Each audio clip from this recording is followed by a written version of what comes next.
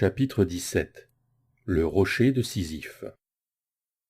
J'atteignis l'extrémité de la salle sur les pierres flottantes. J'aurais aimé avoir encore les potions de soin dans mon espace dimensionnel. J'aurais volontiers subi une punition pour en avoir utilisé une. Mais on ne m'avait pas demandé de les ranger après le combat. Mon genou enflait, et je boitais dans le tunnel pour regarder les pierres. Ce n'était peut-être pas une bonne idée. Je grimaçais à l'idée de devoir sauter à nouveau sur ces pierres. Je comptais cependant boiter jusqu'à la pièce suivante et puis revenir. Mais je boitais vraiment fortement. Mon genou droit était devenu si raide qu'il m'était difficile de le plier. Alors que la lumière s'estompait derrière moi, une nouvelle lumière apparut au bout du tunnel. J'étais proche, à environ 18 mètres de la pièce suivante. Je continuai jusqu'à l'ouverture de la prochaine salle. Debout dans le passage, je regardais à l'intérieur. C'était un dôme de pierre conique et lisse. Des lignes de lumière verdâtre, telles des veines, l'illuminaient. Les lignes semblaient pulser en rythme. J'ai passé la tête à l'intérieur pour observer le mur autour de la porte. Les lignes étaient en fait formées par des escargots de la taille d'un poing, traînant une substance gluante et brillante derrière eux. C'étaient les premiers non-insectes que je voyais dans le donjon. Je ne comprenais pas ce que cela impliquait. Le sol de la salle en forme de dôme était plat et constitué de terre brune, avec quelques monticules de terre au centre. J'ai supposé qu'il cachait la créature qui gardait la pièce. Le plus curieux, c'est que je n'ai vu aucune sortie autour de la pièce. Était-ce la dernière salle de ce donjon? Peut-être que les escargots étaient en fait le monstre. Allaient-ils tous s'envoler et former ensemble un escargot géant? Bon, d'accord, c'était une idée stupide. La première salle avait des insectes fouisseurs, donc celle-ci en avait probablement aussi, et les monticules au centre devaient cacher la créature. J'ai contemplé la pièce pendant 40 minutes, puis j'ai pris ma deuxième essence suprême et je l'ai avalée. Castille avait conseillé d'attendre au moins 1 heure entre chaque prise. Merde, Castille ne plaisantait pas avec l'indigestion. J'ai commencé à rôter brièvement, accompagné d'une crise de mini-hoquet. Mon estomac s'est retourné et j'ai eu des sueurs froides. Je me suis assis contre le mur, puis je me suis allongé jusqu'à ce que la sensation passe. Je surveillais la pièce, attendant que mon estomac et mon pouls reviennent à la normale. J'allais définitivement garder cette dernière essence suprême pour plus tard. J'ai sorti de l'eau et j'en ai bu une bonne quantité avant de la ranger. Je restais assis jusqu'à la fin des 2 heures que Castille m'avait accordées, et selon moi, la fin approchait enfin. Je décidai qu'il était temps de partir. Hormis les escargots qui progressaient lentement sous le dôme, je ne remarquai aucun mouvement dans la salle. Jetant un dernier coup d'œil à la pièce, je me demandais s'il n'y avait pas une porte à droite ou à gauche que je ne voyais pas bien. Je décidai d'y jeter un coup d'œil rapide. Ainsi, je pourrais dire que j'avais inspecté la pièce suivante si le fils du baron m'interrogeait. Je me penchai davantage, en alerte, prêt à courir, me souvenant que l'enquête avait craché de l'acide. Je ne vis rien et m'avançai prudemment un peu plus loin. Je levai les yeux, crustant la paroi du dôme. Rien. Je reculai d'un demi-pas et cherchai le passage à tâtons. Quoi? C'était un mur solide? Mon cœur s'est mis à battre la chamade en sentant le mur. J'étais à peine entré dans la pièce, si tant est que je fus vraiment entré. Peut-être le passage était-il invisible? Une sorte d'illusion? J'ai glissé à gauche de quelques mètres, puis à droite le long du mur, cherchant le passage. J'ai senti un tremblement sous mes pieds, et j'ai juré. Pourquoi personne ne m'avait jamais dit qu'un donjon pouvait vous enfermer dans une pièce? Maintenant, j'allais mourir sous les coups de cette horrible nuée d'insectes qui me poursuivrait. J'ai dégainé mon épée courte, sorti un bouclier de mon espace dimensionnel, et je me suis retourné pour faire face à ce qui avait rampé sous terre. Le sol au centre de la chambre ondulait, et le corps d'un énorme scorpion noir en jaillit. Son dard oscillait à 4,50 m du sol, et chacune de ses 2 griffes était aussi grande qu'un humain. J'attendais, le cœur battant. Je pouvais gagner en envoyant une partie de son corps dans mon cube dimensionnel, comme je l'avais fait avec la bulette. Bien sûr, c'était s'il n'y avait qu'un seul de ces scorpions de la taille de Schwarzenegger. Rien d'autre ne vint, et je commençai à me déplacer le long du mur. Le scorpion me repéra et se tourna pour suivre mes mouvements. Il semblait prudent. Peut-être était-il stupéfait qu'une seule personne soit venue le défier. Il testa ses griffes en les claquant dans l'air. Le dard, comme s'il planait, exécuta une danse hypnotique, tandis que ses 8 pattes le poussaient lentement vers l'avant. Je préparais mon espace dimensionnel. Putain! J'avais encore le pilier de pierre rangé là-dedans. Nouveau plan. Lâcher une grosse pierre sur un gros insecte. J'accélérai le pas le long du mur, et il finit par me charger. Je fis de mon mieux pour chronométrer mon lâcher de pierre. Le bord du cône de pierre se matérialisa au bout de mon bras armé, environ 3 mètres devant, dominant l'insecte confus. La pierre resta suspendue un instant avant de retomber. Une des griffes se tendit pour essayer de me saisir. J'effectuai une roulade, mais ce ne fut pas nécessaire. Le cylindre écrasa le corps du scorpion, et des fluides internes giclèrent dans toutes les directions. J'étais couvert d'un jus d'insecte à l'odeur métallique. Je me concentrai sur mon éther et jurai. La masse de l'objet avait vidé tout mon éther d'un seul coup. Je scrutai la pièce, pensant que ma malchance ferait surgir un second scorpion. Le dard commençant à tomber vers moi comme un arbre abattu. Je m'écartai en trébuchant tandis qu'il perçait le sol. Il m'aurait manqué de quelques dizaines de centimètres, mais mieux vaut prévenir que guérir. Les fluides visqueux dont j'étais maculé étaient maintenant recouverts de terre suite à ma roulade. Je crachai aussi quelque chose de nauséabond.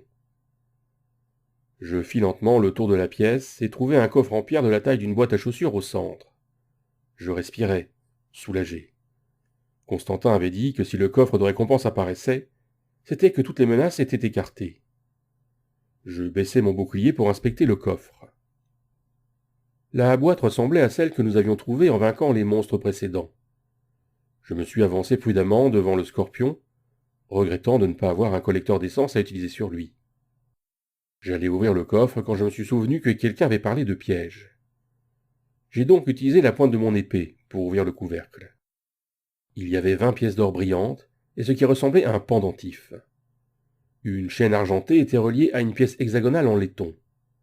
La pièce était ornée d'un ensemble de lignes fines et de petites pierres bleues incrustées à ses intersections de chaque côté. Elle ressemblait au motif des disques de l'amulette de traduction que j'avais pendant ma formation, mais en beaucoup plus fin et complexe. J'ai ramassé l'objet à l'évidence magique. Il était léger dans ma main, plus proche de la densité du plastique que celle du métal. J'ai pensé le porter et y canaliser de l'éther, mais comme j'ignorais son utilité, j'ai décidé de le ranger avec les pièces d'or. Je m'approchai du scorpion mort et me demandai quel genre d'essence la bête aurait pu dégager. Je touchai la carapace, pensant pouvoir l'attirer à moi grâce à mon pouvoir. Je me concentrai et essayai quelques minutes avant d'abandonner. Je ne sentais rien se passer, et je me sentais ridicule d'avoir essayé. Je me dis qu'il valait mieux laisser le coffre vide et le cylindre de pierre. Si les autres descendaient inspecter cette pièce, je comptais effacer autant de preuves que possible. Même si le scorpion géant, dont les fluides suintaient encore, était un signe assez révélateur. Malheureusement, mon éther ne s'était pas suffisamment rétabli pour que je puisse y placer quoi que ce soit. J'ai enterré le coffre car c'était le mieux que je pouvais faire. Je suis retourné en boitant jusqu'à la chambre d'eau. Cette fois, sauter sur les pierres n'était pas une partie de plaisir, et je tombais à chaque atterrissage, mon genou ne pliant pas correctement. Arrivé de l'autre côté, je me suis rapidement déshabillé, et j'ai commencé à laver mes vêtements et mon armure dans l'eau. Tous les récits de gloire au combat ne mentionnent jamais le nettoyage après la bataille. Nettoyer le désordre après un combat n'était jamais agréable, et c'était la deuxième fois pour moi, la première étant après mon combat contre la bulette. Les poissons luisants semblaient attirés par le sang emporté dans l'eau cristalline. Ils n'étaient pas carnivores, et ressemblaient simplement à de grosses truites aux écailles luisantes. Je me demandais quel goût ils auraient, et regrettais de ne pas avoir une canne à pêche. J'étais en sous-vêtements, étalé pour sécher, quand Constantin est descendu dans le tunnel pour voir comment j'allais. « Ça fait 4 heures, Eric. Tu prends un bain, ici ?» Sa voix était teintée d'humour. Castille commençait à s'inquiéter. « Et j'ai une mauvaise nouvelle. » Il fixait mon genou rouge et gonflé et s'agenouilla pour l'inspecter. « Bon, ne me laissez pas dans le suspense. La grotte est-elle la demeure d'un dragon ?» demandai-je en enfilant mes vêtements mouillés. « Non, c'est bien pire. Castille t'envoie escorter Justin Cicéron jusqu'à son père, admit Constantin. Elle lui confie l'œuf de Griffon, et tu dois le ranger dans ton espace pour qu'il arrive sain et sauf. Elle le fait pour éloigner la sangsue de sa compagnie. Présente-toi au quartier général de la Légion dès ton arrivée à Varvao. Ils t'indiqueront où trouver notre compagnie. À quelle distance se trouve Varvao demandai-je, inquiet. 450 kilomètres, plus ou moins. Mais il y a une bonne nouvelle. Ta petite amie mage t'accompagne, gloussa Constantin. Rhéna vient avec moi? Est-ce une bonne chose que le premier citoyen soit avec moi? Demandai-je, pensant à la sécurité de Rhéna. Il ne la touchera probablement pas. La rumeur dit qu'elle est promise à l'un des fils de l'empereur, mais il n'avait pas l'air sûr de lui. Il pointa mon genou du doigt. Préviens Linus, il te donnera une potion de guérison. J'avais fini de m'habiller et je travaillais sur mon armure. Pourquoi es-tu si gentil avec moi, Constantin? Tu n'as pas la meilleure réputation parmi les autres. Constantin cracha dans l'eau. J'en ai assez de voir mourir des jeunes comme toi. Je ne comprends pas pourquoi je pensais que tu étais différent et que tu méritais mon mentorat. Peut-être qu'un dieu me pousse à te garder en vie. Je l'ignore. Accepte-le. Il se retourna et remonta dans le passage. J'ai rassemblé mes affaires et j'ai traversé le passage en boitant. Arrivé à la pièce sécurisée, il n'y avait personne. J'ai boitillé jusqu'à l'entrée du donjon, que j'ai traversé au pas, cette fois. Delmar hurla. « Il était temps, Eric! Prends à manger et fais tes bagages. On part bientôt. » Je jetai un coup d'œil autour de moi, et les tentes étaient toutes repliées. Justin se disputait avec la mage Castille, et je décidai que je n'avais pas besoin de m'en mêler. Je pris la nourriture et allai la manger à côté de Rhéna. Rhéna me vit arriver et afficha un air triste. « Désolé, Eric. Ta nouvelle tante est là-bas, mais c'est toi qui vas la porter pour lui. » Rhéna secoua la tête. Au moins, j'avais ma vieille tante de la Légion. Maintenant, je pouvais être mule de bas. Au moins, j'avais réussi à me libérer du fardeau des filières d'araignées. Il faudrait peut-être que je rende la pièce d'or. C'est comme ça, dis-je à Rhéna. Linus s'approcha et me tendit une potion de guérison. Constantin avait dû lui parler.